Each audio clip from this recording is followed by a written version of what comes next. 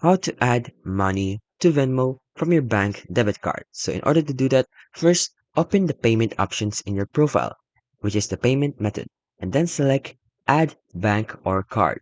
Simply just click this button and then tap debit or credit card.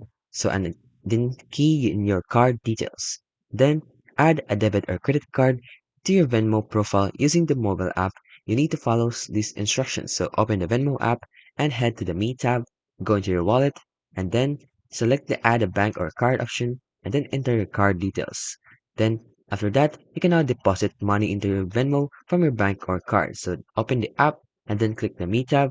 Right here, go into your wallet and select the manage balance option, and then click add money. And this is what you want to do. You want to add money to your Venmo from your bank debit card. So choose the linked bank account or the debit card it is that you link, and then enter the amount that you want to add into your Venmo account, and then click the add button. And please note that if you're topping up with a debit or credit card, the transaction will go through instantly.